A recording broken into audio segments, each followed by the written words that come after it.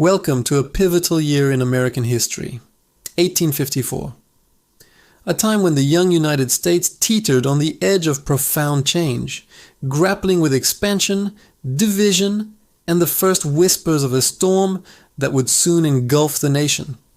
From the dusty plains of the Midwest to the bustling ports of the Pacific, events unfolded that reshaped the map, ignited fierce debates, and forged alliances across oceans.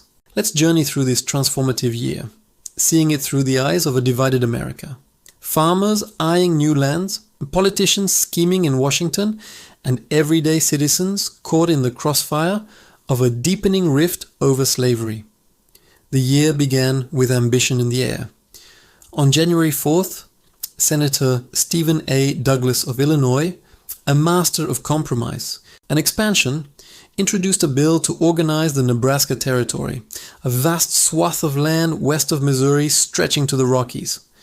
Douglas dreamed of a transcontinental railroad slicing through the heartland, binding the nation together with iron rails and economic promise. But beneath this vision lurked a shadow, the explosive question of slavery. For decades, the Missouri Compromise of 1820 had drawn a line across the territories, banning slavery north of 36 degrees 30 minutes latitude. Douglas's proposal threatened to upend that fragile balance. As winter thawed into spring, the winds of change gathered force. On March 20th, in the small town of Ripon, Wisconsin, a group of disillusioned Whig Party members, farmers, and abolitionists met in a little white schoolhouse. Furious over the spread of slavery into free territories, they declared the birth of a new political force, the Republican Party. It was a coalition of former Whigs, Free Soilers, and Democrats, united by one creed, opposing the extension of slavery. This fledgling party would soon swell into a movement that challenged the two-party system and altered the course of American democracy. Across the Atlantic, the world was erupting into conflict that rippled back to American shores. On March 28th, Britain and France declared war on Russia, igniting the Crimean War, a brutal clash over influence in the Black Sea region. The United States remained neutral, but the war's tendrils reached deep into the American economy. Midwestern wheat farmers rejoiced as European demand skyrocketed, flooding ports with grain shipments and bolstering the Union's agricultural might. Yet neutrality came with costs, disrupted trade routes, strained merchants, and the conflict's innovations in warfare. Telegraphs, railways, and rifled guns would later echo on American battlefields. Even more intriguingly, over 30 American surgeons volunteered for the Russian side, forging unlikely bonds and importing medical reforms that would save lives in the Civil War to come. Half a world away, on March 31st, an American triumph unfolded in the East. Commodore Matthew C. Perry, aboard the steam frigate USS Powhatan, had returned from his bold 1853 expedition to Japan. That day, he inked the Treaty of Kanagawa, forcing the isolated island nation to open two ports to American ships for coaling and provisions. For centuries, Japan had sealed itself from the world under Sakoku policy, but Perry's black ships, hulking vessels belching smoke, signaled the dawn of gunboat diplomacy. From the US perspective, this was manifest destiny on the high seas, securing whale oil stops, tea trade routes, and a foothold against European rivals. It marked America's emergence as a Pacific power, setting the stage for decades of influence in Asia. Back home, the spring brought a flashpoint that exposed the nation's raw nerves. On May 24th in Boston, federal marshals seized Anthony Burns, a 20-year-old escaped slave from Virginia, under the hated Fugitive Slave Act of 1850. Burns's trial sparked outrage. 50,000 protesters clogged the streets, abolitionists clashed with authorities, and a cannon guarded the courthouse. The city ground to a halt as Thomas Wentworth Higginson led a failed rescue attempt, leaving one man dead.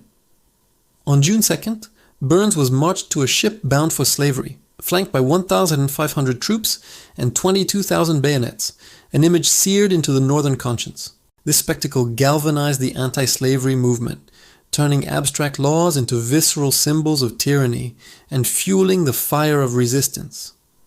The crescendo came on May 30th, when President Franklin Pierce affixed his signature to the Kansas-Nebraska Act.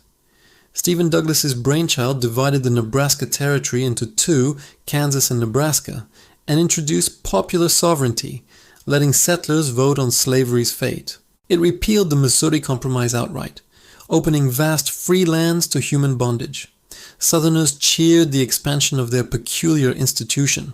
Northerners howled betrayal, seeing it as a surrender to slave power.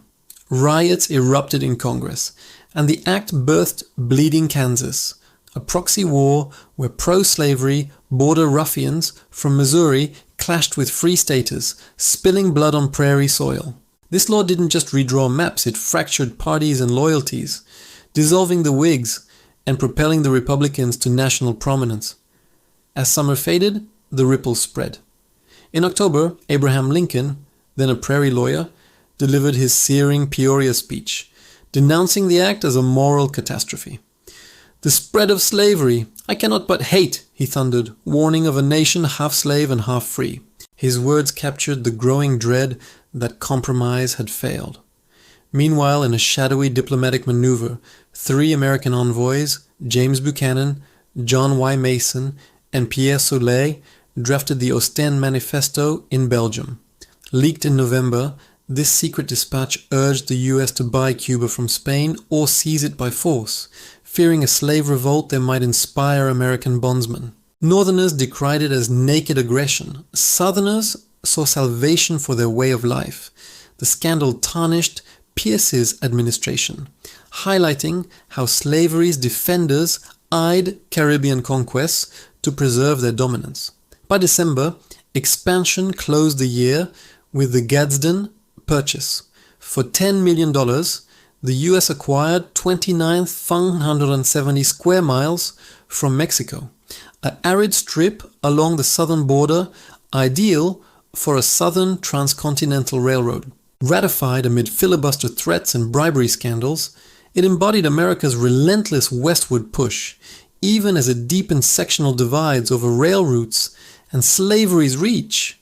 As 1854 drew to a close, the United States stood, transformed yet tormented.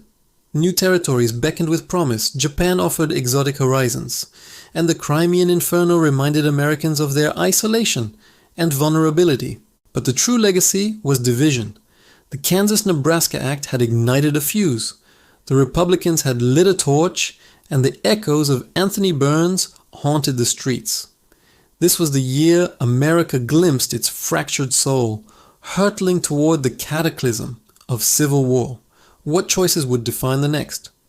The story of 1854 reminds us that history is not inevitable. It's forged in the heat of human resolve.